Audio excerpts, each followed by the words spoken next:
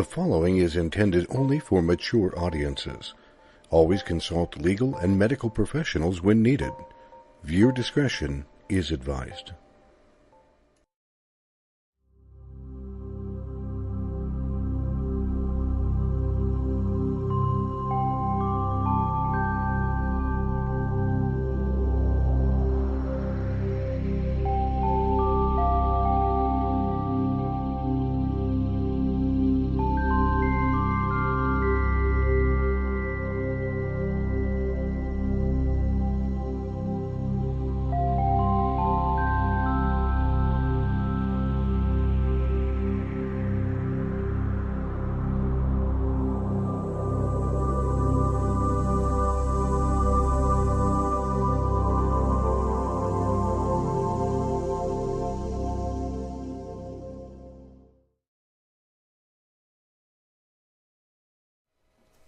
Good evening, everybody, and welcome to another edition of Terra Turas. My name is Michael, and this evening our entire full panel is back, and I am glad to see everybody. Up from the upper left-hand corner is Heather Lynn. In the upper right-hand corner, it's Reverend Pat Beers. Hi, everybody. Down in the bottom left-hand corner is Mr. Jared Walters. Hey, and everyone. Then there's myself down here in the bottom right. This evening, we have one of the main kind of topics that we've been discussing and kicking around with everybody. We have an oddity of a show this evening.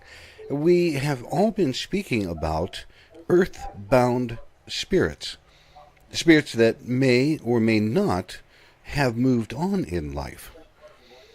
And this is a topic where people kind of get a glimpse of what's going on and maybe might not really understand. Because these will take different formats, whether you are talking about poltergeists, whether you're talking about ghosts, whether you're talking about spirits that are trapped. We have a big, wide bag of different labels that we put on all of these earthbound spirits. And, believe it or not, some of them choose to be here instead of moving on. And some of them can't move on. So we have a wide range of all of this. Pat, I'm going to start with you this evening, if you would. And Okay. From your part, tell me, in your definition, what earthbound spirits are. To me, they're often like, I belong to a group called Spirit Circle. We had our meeting last night, and we were primarily with all times, all races, all people. They've usually died suddenly. They may have died of a drug overdose. They may have died in a war. They may not know they're dead. Last night we had a Native American come, and he said his name was Golden Bear. And he just came and stood behind me and said that he was there to help anyone who happened to believe in the Native American guides and whatnot and had a close cultural connection to Native Americans. And he just wanted us to know he was there to assist. We often will get angels come like that. Some earthbounds don't want to leave. I encountered a gentleman who owned a property that was at one time a grocery store, and then it was a bed and breakfast, and now it's a bar, and that's his property. And by golly, he's staying there. Now, he went to the light, but he says, I discovered I could also come back here and take care of the young lady that, can't even remember her first name, who now owns the bar, because she's trying to restore it to a community place, a country store kind of feel, if you will, where the people who had it before was kind of rowdy and they were doing drugs and it was nasty. So it's very interesting. Very interesting. It does sound extremely interesting. Heather, when we talk about earthbound spirits, how does that come across in your neck of the woods, so to speak? So I don't have a huge experience on some paranormal level.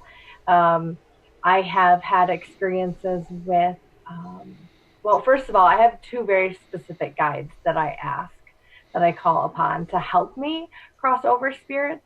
And it's not something that I typically seek out. I think that they just kind of find who was meant to help them when the time is right. A lot of them for me. I had a little girl come to me. I was at church, and that was the first really in your face experience I had crossing someone over. And for some reason, I knew immediately. I called Black Hawk and Grandmother Raven, and they came and they, just took the little girl. And it was a very, very beautiful experience.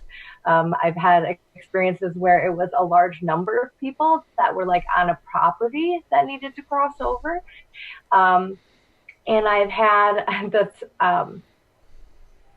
my friend and I go in this little hometown diner on Tuesdays, and they call us the Good Witches.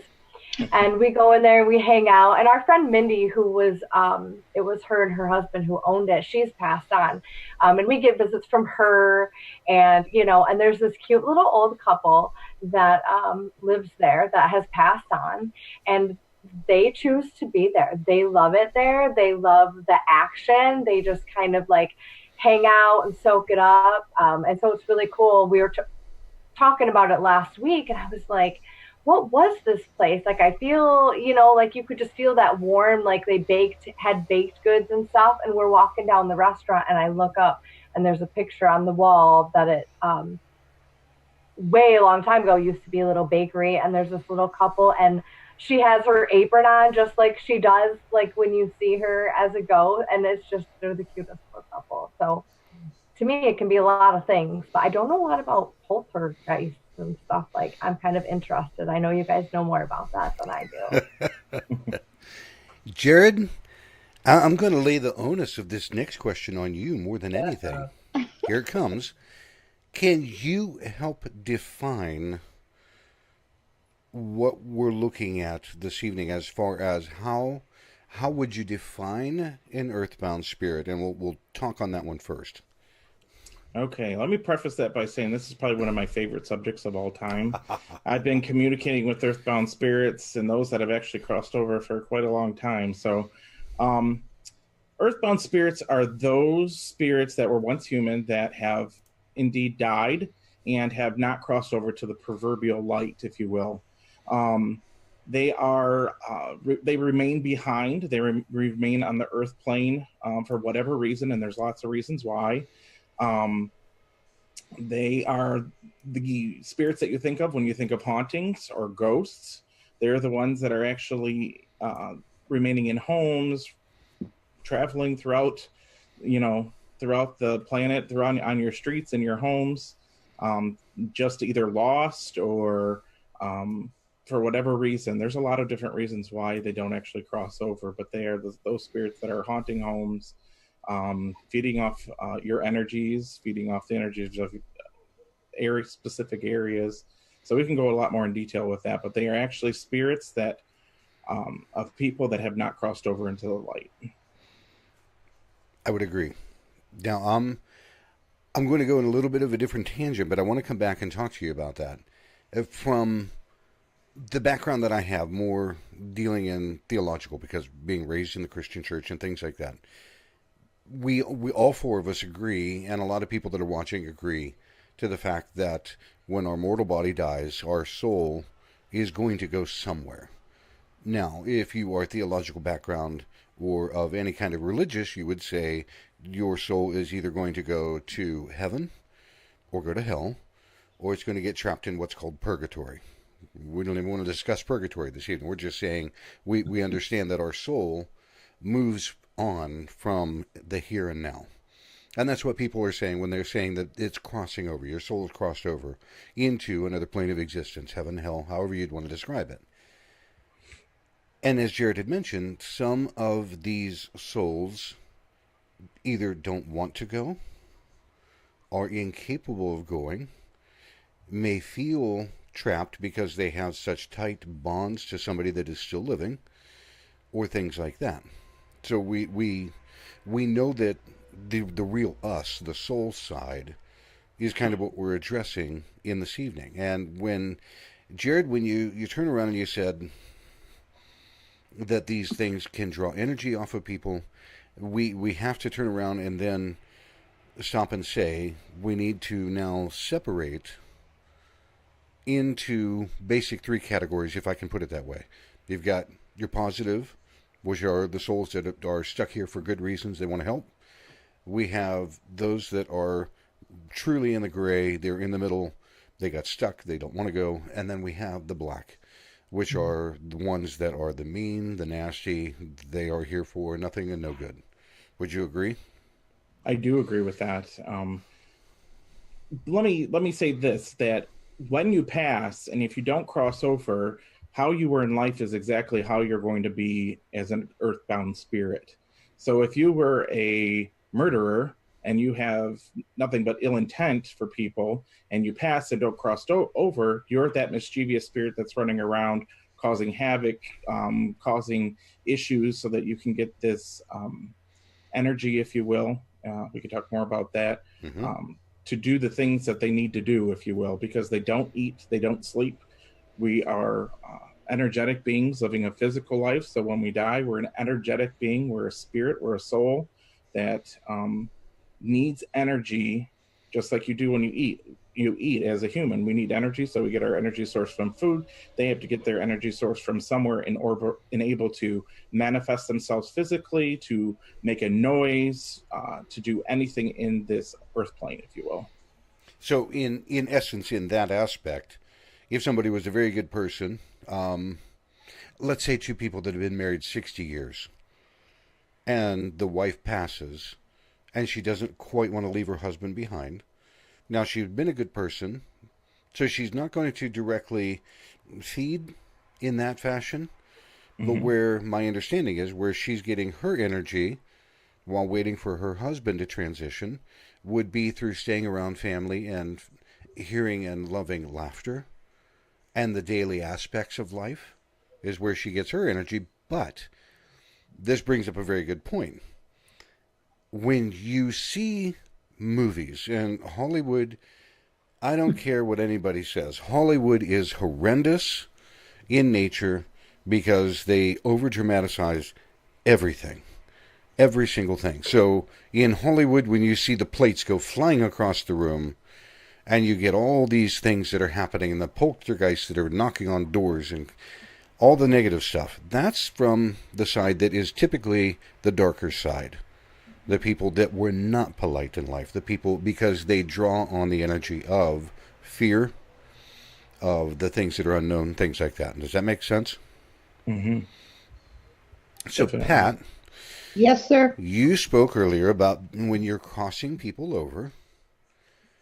I know you have run into both sides, and even the people that are unaware that they're actually dead, which I would say are right in the middle. They're in the gray. How are you dealing with each aspect, if you would? If it is something that is negative, if it is something that's in the gray, or if it's something that's positive. If they've died suddenly, like an accident or possibly a drug overdose. Last night we had a little girl that was like 6 years old from the 1800s who would always sneak off and go down to a creek, and there were slippery stones there, and she accidentally fell face forward, knocked herself unconscious, and drowned. Hmm. So, she was no problem. But we get the ones who are like the soldiers. We've even encountered people who were possibly electrocuted or put to death because of a crime that maybe they didn't commit, but and they go one of two ways off in there. They either want vengeance against the ones that did it to them, or they're very contrite and say, "Why did this happen to me?" And the thing that we tell all of them is that there's nothing but love on the other side. There's no judgmentalness. There's nobody going to say how terrible you were. They're going to welcome you with love. And sometimes other family members or other people, and I always say to them the Ho'oponopono, I'm sorry, please forgive me, I love you, and thank you. So whatever you did, you will leave here. You don't need to fear carrying that with you to the other side. It's real interesting. And sometimes they're just attached to stuff, like we've talked before. They are attached. Like Mean Vera, it's so funny because Kathy Green and I had lunch today, and she ran into one of the daughters of the lady who was attached to the bed that was scaring this 7-year-old kid, because her grandmother was in the nursing home with Vera. Vera liked the grandmother, so when the grandmother got to come home for a few days before she passed, she attached herself to her. and then attached herself to this day bed that she thought was beautiful. So this little girl, grandma gave her this bed, put the princess canopy over top and everything. And Vera would pinch her and, just pick on her all night long and would not let her sleep in that bed because that was her bed. And we had to work for a while to convince her to leave. Jerry, do you remember the mayor of Fishtown when we were over at that camping ground over in not Mm-hmm. Sandusky, the other place? Port Clinton area. Yeah, Mm-hmm. and he was funny because Jared and I both encountered him different times, and he just had passed, but that was his little. It was just a shelter, wasn't it? It was, yeah. He considered himself the mayor of Fishtown in this campground thing because that was what he did. He helped people. So some of them are, unlike the gentleman at the bar, he went to the light, but he decided he wanted a part of him wanted to come back and make sure that this little girl is okay in this bar. And one of her partners was stealing money. So he has taken to hiding her money bags, her deposit bags. And she calls me and goes, and I said, talk to him, tell him it's okay. That guy's gone. You've changed the locks and you need your money now so you can put it in the bank. And sometimes it turns up right away and sometimes it doesn't turn up for a week or so. But they all play different roles. It's just their attitudes, like you said, when they went. Now, I wanted to stop just for a second because there's some people here in the chat room. Shelley, Brenda, Miller, Rose Copeland, a couple other people I can't see. If you want me to say hi, unfortunately, Facebook only shows me people that I'm either friends with on Facebook. Feel free to friend any of us on the show. Right. Grab hold of us, send us a friend's request. We'll be more than happy. Cynthia Ann is here. Jenny Mitchell had said hi, Jenny Mitchell Fleming. But Cynthia Ann asked a really sharp question. She said, can they be crossed over but still come back for visits? I feel they can. I am much the same way because once you cross over, unless you are theological and you get stuck in hell, literally, then no, you're not coming back. That's a one-way ticket only, folks.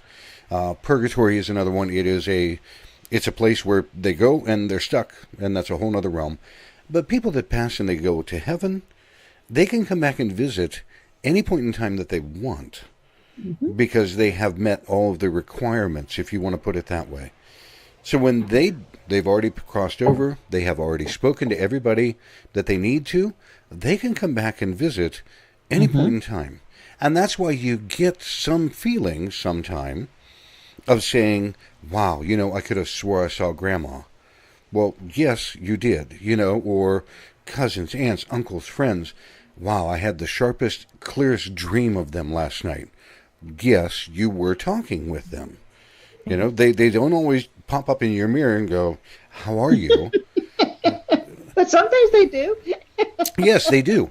But just as Jared mentioned, in life, they didn't want to scare the hell out of you before. They don't want to do it now.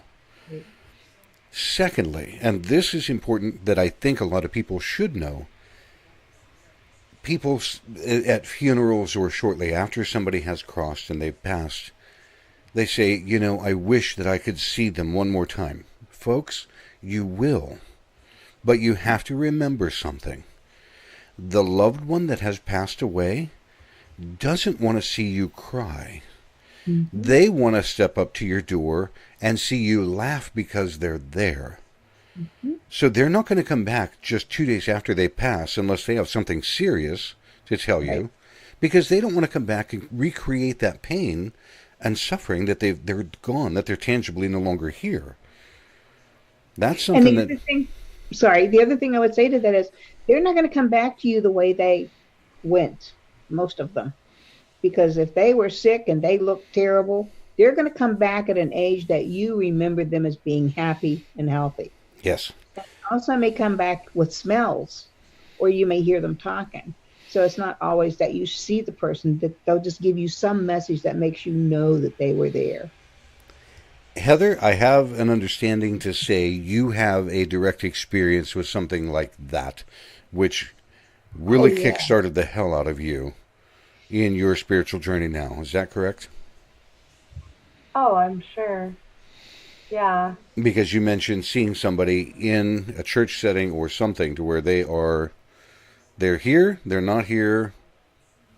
Made you question a few things. And I'm asking just simply because if you've got something else that you want to tell me, lay it Wasn't on it me. your aunt? Your aunt or someone came to you and it kind of shook you up a little bit? Well, that was the first time I had ever had an experience with the other side. I kind of just thought that I was going crazy. And I only had one friend who was like a psychic, and I was like, "What's wrong with me? What's happening?"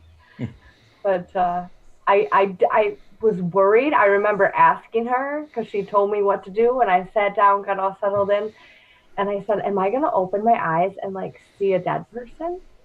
Because I was scared. I mean, there is that Hollywood taboo that like she's gonna come crawling out this hole with her, you know what I mean? Like, um, you know, what is that girl? That's so The creepy. Ring.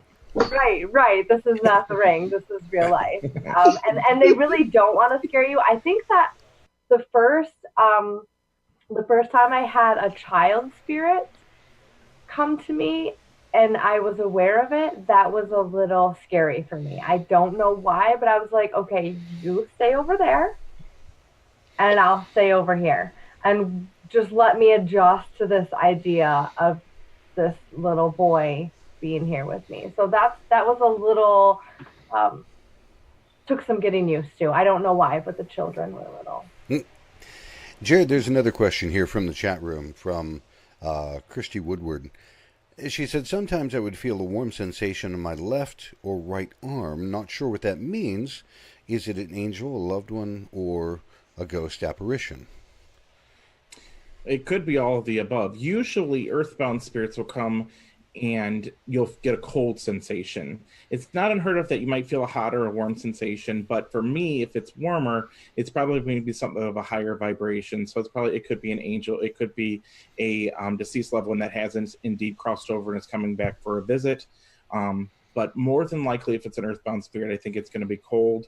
You're going to get that cold sensation. But like I said, it's not unheard of if you get a hot or a warm sensation as well. Awesome. We spoke and touched on one of the aspects of earthbound spirits, and those are ghost, poltergeist, things that go bump in the night. Now, we're talking about the things that are in the middle, kind of in the gray area. These are the ones that weren't done living, or they don't know, like Pat said, they don't know that they've passed, and they're frustrated, or that were mischievous in life. Not necessarily horrible people, but they were mischievous. There's a whole other category that goes right along with that we oftentimes don't think about. This is a person that may not have transitioned 40, 50, or 60 years ago. Now, they stuck around because their loved one was still here, or because they were very attached to a very certain situation until the outcome came about that they wanted to see, and then all of their loved ones either moved away or died. And now you have an earthbound spirit that no longer remembers how to cross over to the light or how to cross over into heaven, and they're stuck and they're frustrated and they're acting out. Imagine going to the mall, okay, and walking around a bunch of people and asking them, where can I find an exit? Where can I find the bathroom? And nobody's paying attention because they can't hear you or see you. Mm-hmm. And then periodically you run into somebody that heard you and they look at you and then they look away because they're scared shitless. They don't want to deal with it. They don't know what's going on. That apparition comes running right at them. Oh my God, you heard me. You heard me. Or if we walk into somebody's home and we see or hear or feel, all of a sudden, that one that's stuck, they heard me. And they will go and move heaven and earth to get their message across to you that maybe they needed to tell their loved one, or they're asking for help. So you've got a whole wide range of reasons why they are here. Now, Jared, I'm going to put you on the spot again. In all of the ones that you have dealt with, what is the most common or the most prevalent reason why they become stuck here on Earth? Well, there's a lot of reasons, so it's hard to choose one. But usually, most spirits are stuck because of their spiritual beliefs. They fear if they cross over that they're going to be judged for whatever reason, and that judgment of them crossing over will hold them back from taking the opportunity to cross over.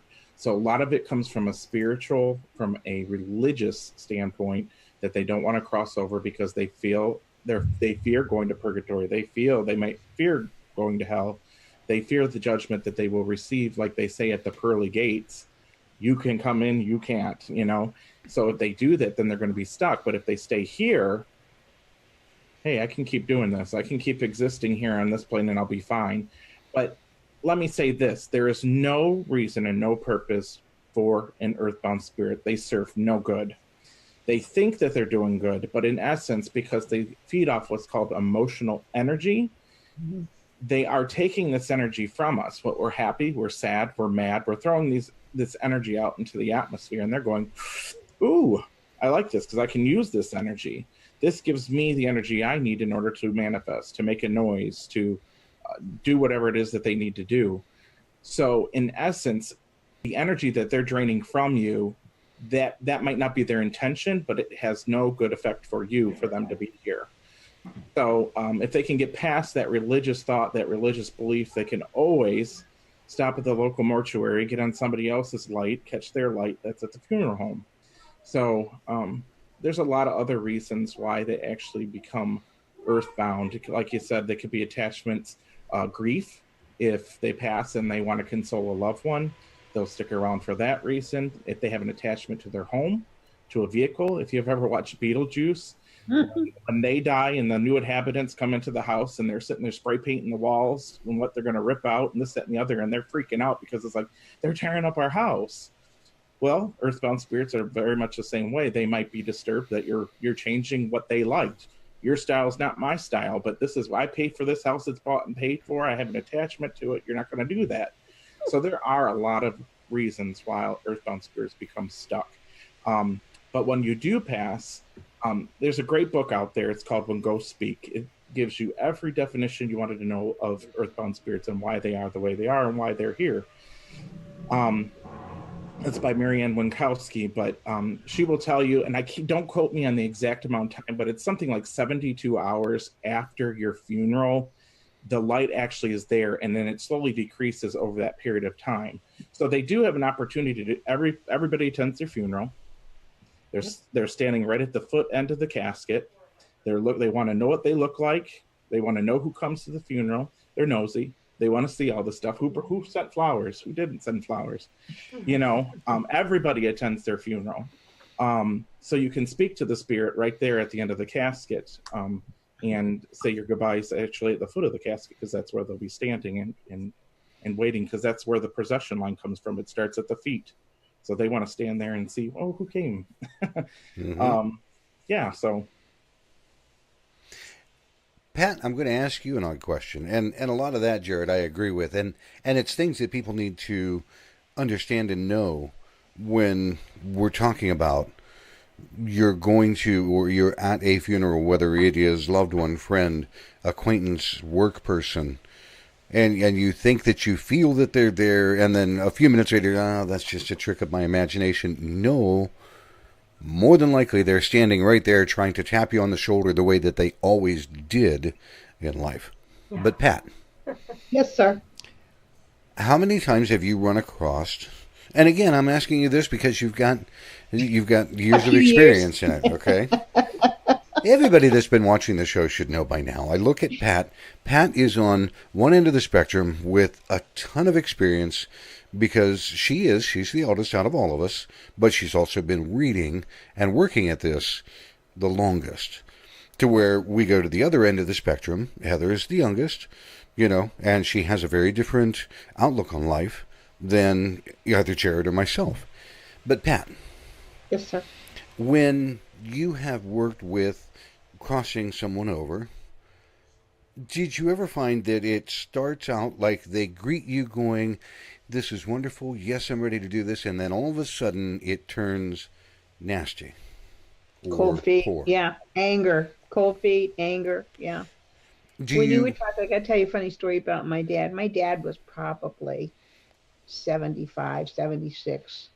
And our neighbor had passed. He'd been my dad's barber for years, and he had been in the military. And they did, of course, the military funeral. My dad and I are sitting in the very, very last row because my mom had cancer and wasn't well. And we're sitting there, and they're doing a thing. And he pokes me, and I said, "What?" He said, "Sammy's here, and he's cussing." And I said, "Okay." Now my dad didn't. My dad would not believe in this if the room was filled with people he knew and so on. And he said that Sammy was bitching about the lady in the front row crying crocodile tears and she hated him and was always bitching at him. And it was a distant relative. But yeah, and it was just so funny because they do come and people just don't want to. I find most of the time it's a fear that they're afraid to go. They're just so afraid of what's going to happen to them. And I tell them if they don't want to go into to look to the light, their loved ones wait there, their pets wait there, their friends and family. They can go back and visit any place they've ever been. They can go any place they've never been. And I ask them, please go and look or step in with one foot and see how it feels. And if it feels comfortable and it's okay, go. Sometimes they'll step in and they won't go any further. Like, oh, that's wonderful, but I don't trust it. And I'll go, okay, take your time, take your time. And sometimes to me, it seems like a long time, but it's usually only 5 to 20 minutes. And they'll say, oh, well, there's so and so, or there's my dog I had when I was a kid. And so they get this comfort, they get some recognition of something that they felt good about and a lot of love. It usually takes a love of a person or a pet that will help them to get up the courage to go into the light. And that I find encouraging because you're helping people understand. Again, this is not a Hollywood theatric crap. Right. This is working with a person that was alive in this reality, wearing their own body, that this mortal coil has stopped working. Whether it Mm-hmm. was time, not time, doesn't their body said, nope, I'm done. But they are still themselves, and crossing people over does not happen in a heartbeat. It can take an hour. It can take 5 seconds. It is different, that most people will never see until it is their time to cross what a reader sees or what that particular spirit would see. And what the spirit that is crossing sees is not something that I would see, or Pat would see, or Jared, or Heather. We may never see what they see, but If we're we, lucky, we will get a glimpse of what they're needing to see or yes. wanting to see.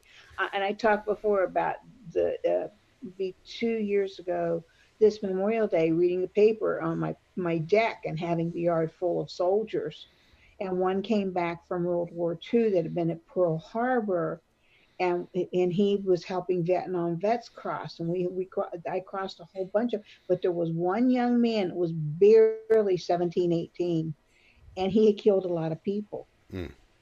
And I said, honey, you didn't do that because you chose to. You were doing your job. And some of them, of course, were children, and those kids had bombs and whatnot, and they were going to kill them. And I said, there's no judgment there.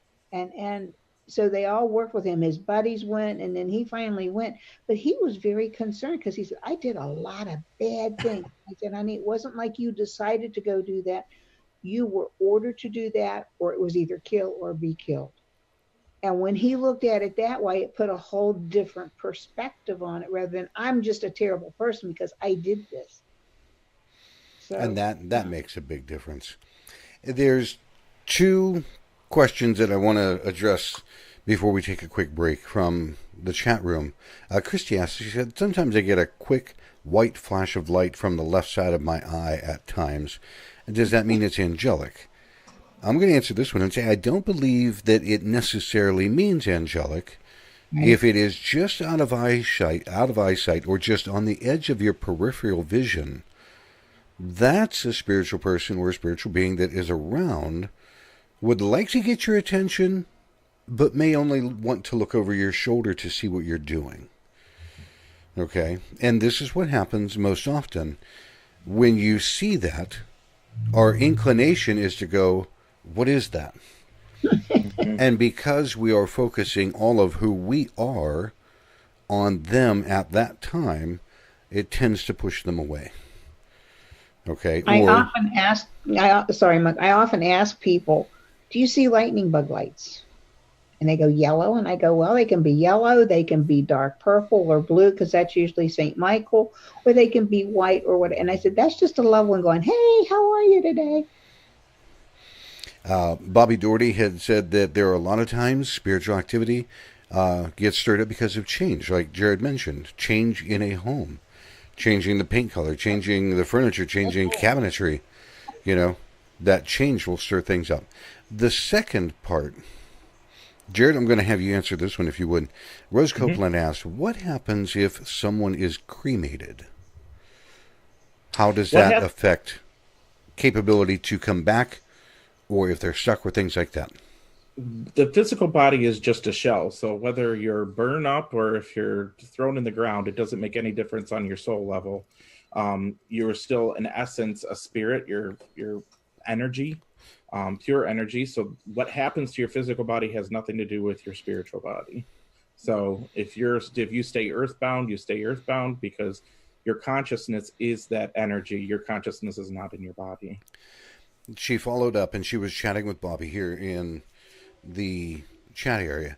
She goes, but when does their spirit leave the body? Usually instantaneously.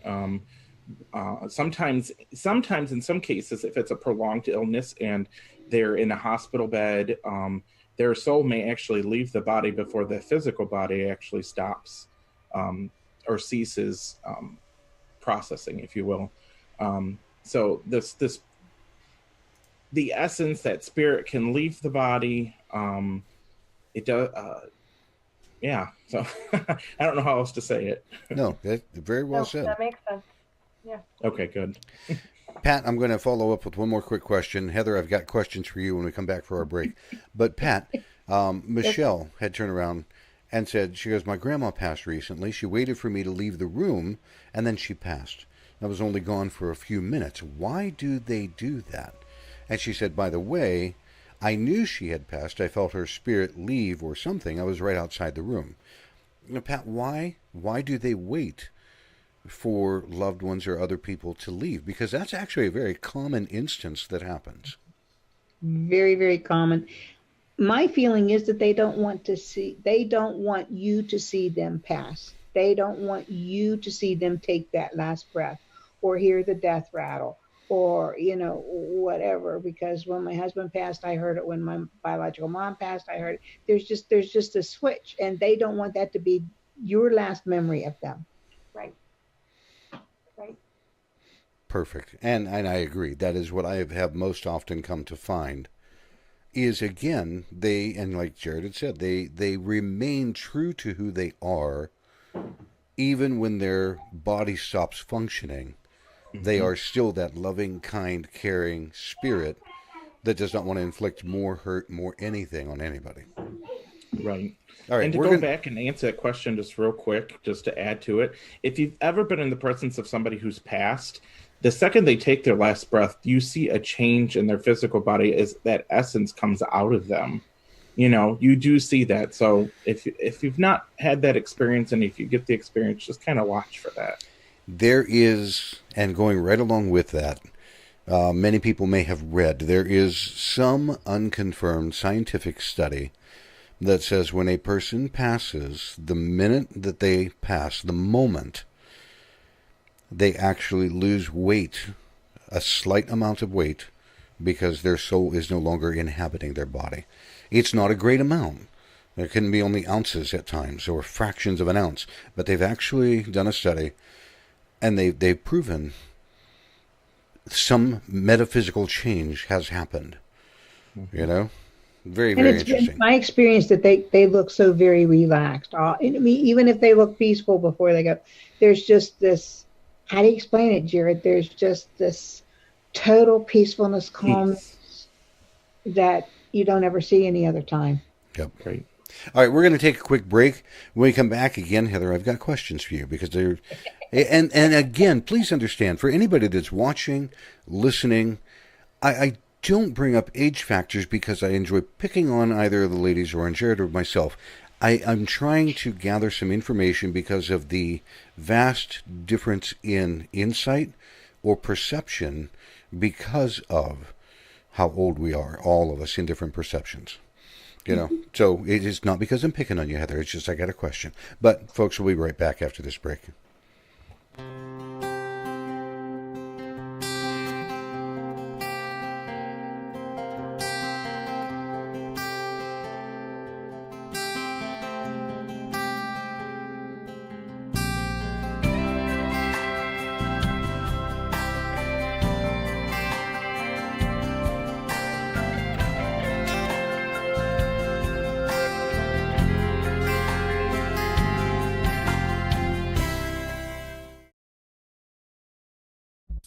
Divine Awakenings New Age Emporium and Healing Arts Shop. It's the largest locally owned and operated metaphysical retailer in the Sandusky, Ohio Tri-County area. Serving the Firelands region since April of 2014, they're pleased to offer a space that is welcoming, relaxing, and open to everyone. In the Emporium, you will find a variety of unique gifts, special events and services, as well as classes and workshops to soothe your mind, body, and spirit.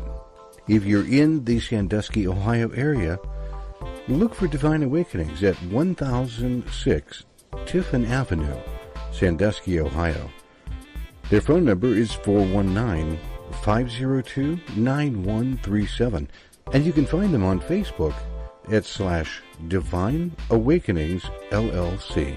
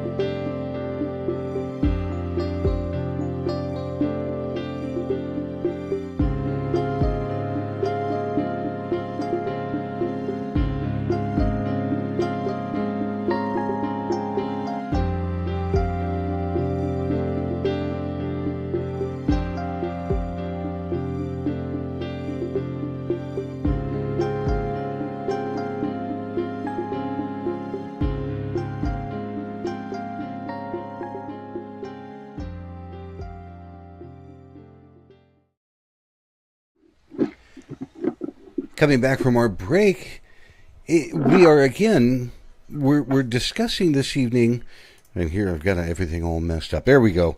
We're discussing earthbound spirits, why they might be here, if they are here to cause trouble, if they are stuck in any particular way. And I said it before the break, I've got questions for Heather. So Heather, this one's right up your alley. Okay. Is it about mermaids? You grew up more theological in nature and then broke away from that to become more of a truly spiritual person, and I believe all of us have to some extent, but I find yours to be more transformative than things that I may have seen previously, as well as you are a younger generation than any of us. How does the earthbound spirit aspect kind of play into what you are doing on a metaphysical level? And Did this topic come up during your retreat in Hawaii?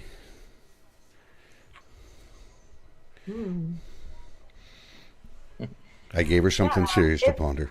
Yeah. It did come up in Hawaii, probably a handful of times at one time or another. We talked about a lot of beings, so to speak. It's not just earthbound spirits, and many of them had experiences as well, with a haunting type of situation. See, and this is kind of what I'm driving at. In Pat's generation, it is more of an apparition, a ghost, a trapped soul. For Jared and I, it may be spoken about in something different. In your generation, it is becoming more of a being or something that is classified slightly different, but yet we're tying all three because we're all talking about the same thing. Right. That's what I would say. It's all energy. Yeah, that's a very interesting perspective for sure. Um, I know that. And what was the first question you said? How does it How does... play a role in the metaphysical in what I do? Yes. Essentially, right? Right. I just really wanted to share the story, so I wanted to make sure it played in. So I was at drumming last week, and a woman came, and she was had a friend, a very close friend, who was passing, and they had taken her off of life support. And this is a group of people where most of us are Reiki masters and whatever, but you don't need any of that. Anyways, we all stood in a circle and we called in and we, prayed for her. And the friend of the woman who was passing, she said she's so scared to die. She's so scared to die, and I just know that she's terrified. And so of course we spent some time, just sending her that love. And as soon as we did, I just felt her just come up behind the circle, like right behind her friend. And I could just feel her, and she was like trying to get her to understand that she wasn't afraid anymore. And when my friend, she actually meditated on it during the drumming, and she got the connection that she was well supported and that she felt safe because she had, they showed her Jesus and Mary Magdalene and just, her family and her friends. So this woman, I did feel her soul leave. I don't know if she was essentially still alive physically or not at that point. I got that feeling that she was physically alive, but she was, not in her body. Mm-hmm. She was visiting us. She could feel that love, she was kind of, I felt like it was like a thank you to her friend and to all of us. But it was a really sad and heavy and very beautiful experience as well, because I'm constantly being reminded about changing society's perception of death, because we really should be celebrating it, and it really is not some weird taboo subject. So I don't want to get too off tangent, but you bring up a good point. And I know that it again, terminology may change slightly from one aspect of life, from Pat's time to when I work or Jared works or you work, or we may call it different things. We all understand that the more physical people that we have in a given location, we affect a lot of change on the spirits that may be earthbound around us. Pat, I know that you once a week or once a month work in a circle format and work to help cross people over or help bring understanding or enlightenment.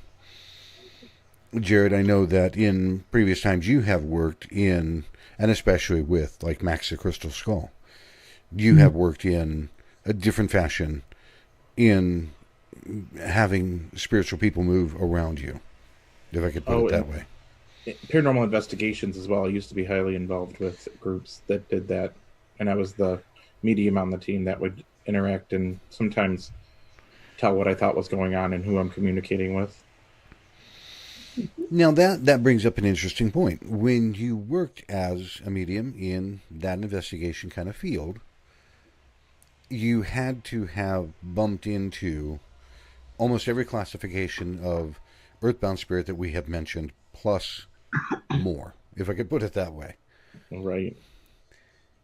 In your experience, did you ever find something that started out absolutely horrendous and end the opposite way in a very positive fashion? Good question. um, a lot of times the if you're going into an investigation, for instance, and there's usually it's children that are impacted the most, and the ones we try to get to first because usually the children aren't sleeping, or there's a lot of children are the most receptive. They pick up this stuff easily. They see, like we see, and it can be very scary for them. So that's why we try to help them. First and foremost, when that happens, usually spirits will go to children because they are so receptive, and earthbound spirits will remain in the death state usually, and that's why it can be so scary, because they haven't crossed over. They don't revert back to that prime where they look healthy and whole. If they were in a tragic accident, for instance, they may appear still to look that way, and that can be terrifying. So in that case, helping the spirit to cross over, or getting them out of the house if they're not going to cross over, can definitely end up in a more positive outcome for the people that are experiencing it and living in the home. So in that case, yes, but like we said before, if you were a grumpy person in life and you're earthbound, you're still going to be that same grumpy person because you haven't learned the lessons you've needed to learn by crossing over. Um, so you get all sorts of different spirits. You'll just get the mischievous ones that do it on purpose, like they're hiding around a corner and want to pop out and say boo because they think it's funny. And by doing that, you're getting startled and you're giving off that emotional energy, and they're going ooh. So the more that they know, they can impact the physical environment that's surrounding them, because there are two different classifications of earthbound spirits. There's intelligent spirits and then there's residual spirits. Um, Intelligent are those that know they've died in essence and can manipulate people and the physical environment to get that physical or emotional energy that they need. Residual spirits are those that don't necessarily know that they're dead, but it's like watching a movie on TV, that they're still going through their life and going through processes and aren't aware that there are living people still there. So it's like I said, it's like watching a movie that the characters in the movie are um, doing what they're doing and they're not aware that we're sitting there watching them. Hmm. So you might hear a noise, but they're not aware that they've made a noise that you can hear. Right. Or an intelligent spirits will make the noise and they know that they're getting a reaction from it. Right. Before I move on to Pat, because there's a couple of questions here. Um, Cynthia again asked another question. She goes, "Do you believe in shadow people, and are they disembodied souls, or are they more on the lines of demonic?" Because she said her son had an attachment similar to that or like that at one point in time. So, what would you say about that aspect? Are you asking me? I'm sorry. Or Pat? For you, Jared. Okay. Um, Shadow people are somewhat of an anomaly. I don't necessarily think they're negative. Spirits will manifest and show themselves the easiest way possible. So a lot of time that's in spirit photography when you're getting orbs or catching orbs. That's the easiest way for them to make their presence known visually. But I don't. It's a complicated thing because shadow people aren't always, there's not a lot of information about them. I don't necessarily feel that they're negative. I sometimes feel that that's the easiest way the spirit is showing themselves is in a shadow form. You're getting a silhouette in essence. So sometimes it can just be that earthbound spirit.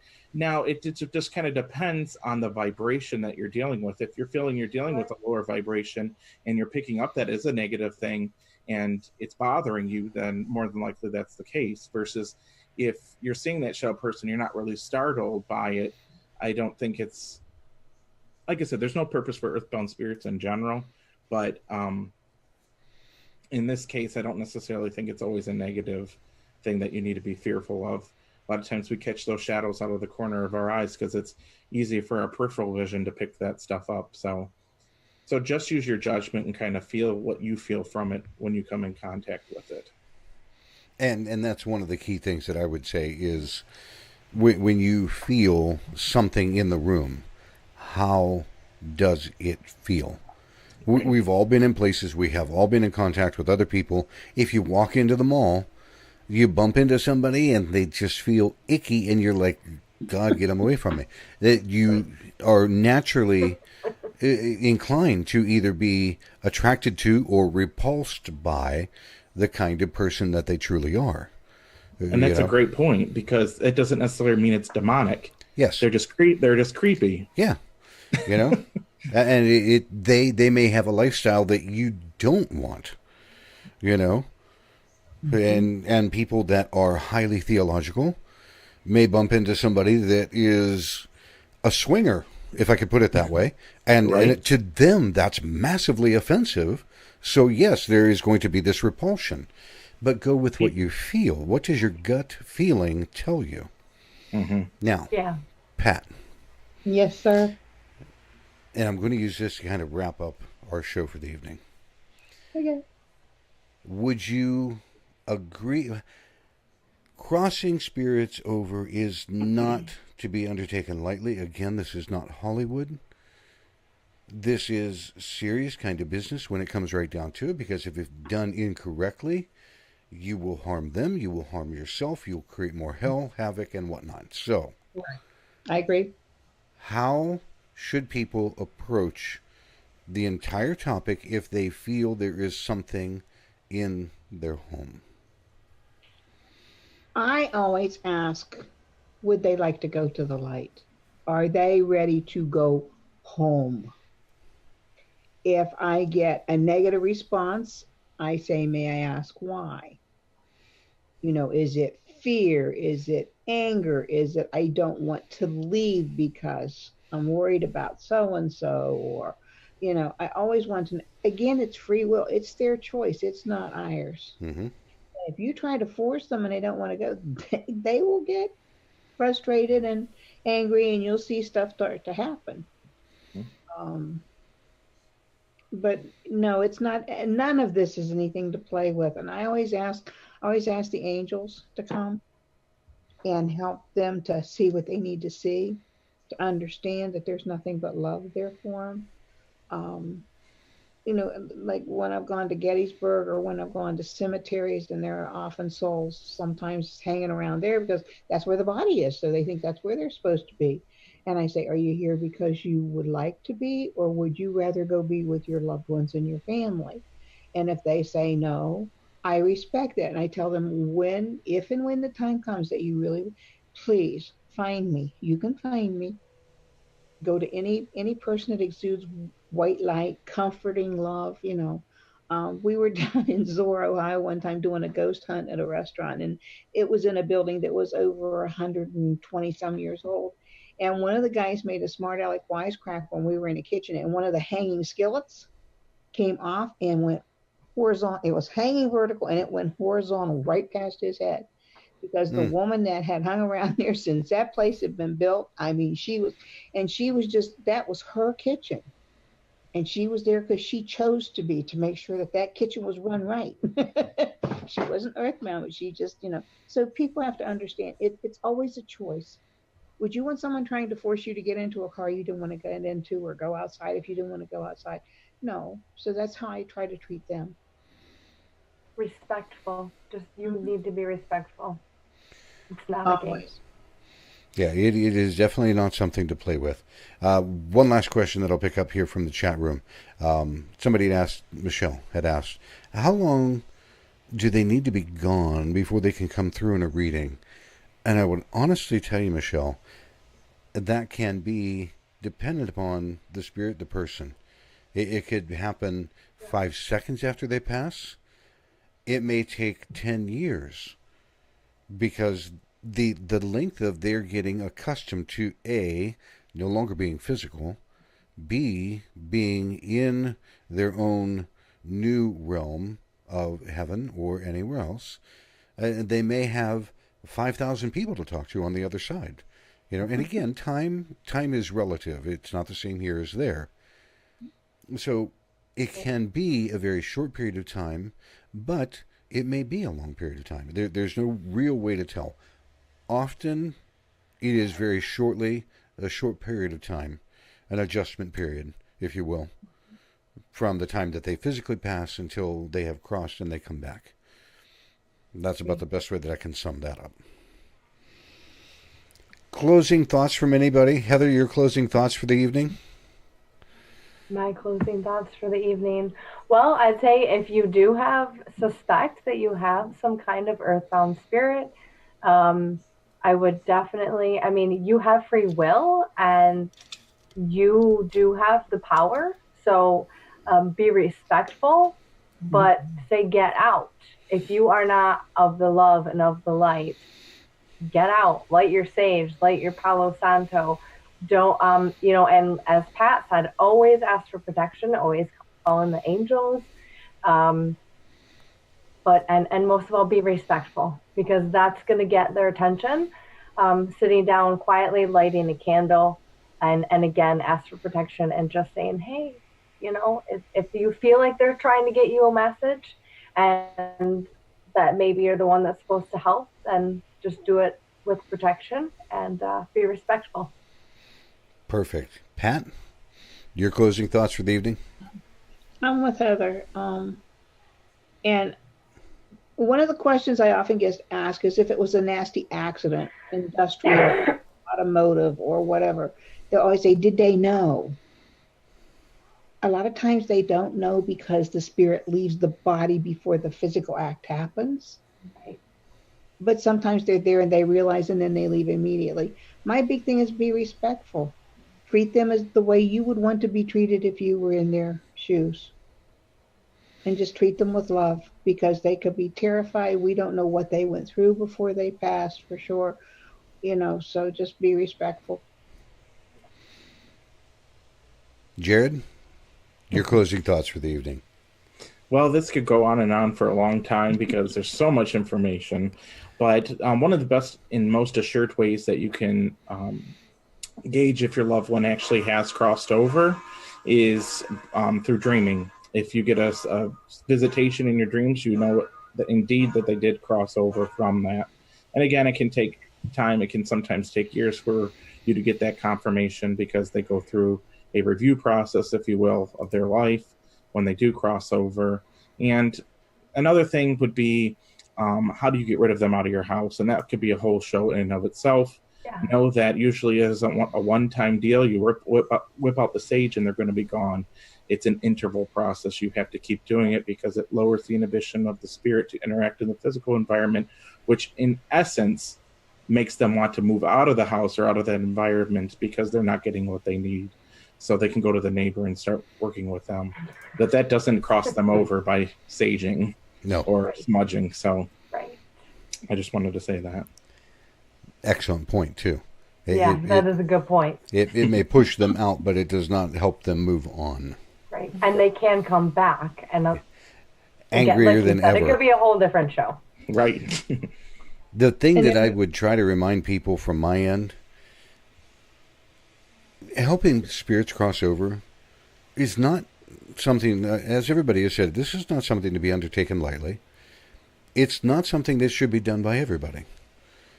If there is something in your home, if you are uncomfortable, go find someone to speak with, talk with them, and ask for help. Mm-hmm. Okay? Yeah. If you are going to attempt to try to help someone cross over out of your own home or a loved one, if you are not 100% certain of who you are and what you're doing, please don't do that. Tell them to go to Again, the funeral home down the street. You can catch somebody's light down there. Just get out of here. and that's it, because again, we mean well, and we may have good intention, and we may want to help, but it's the same thing of somebody that took first aid in Boy Scouts coming upon a trauma accident trying to help. They mean well, and they're going to do more damage in the long run.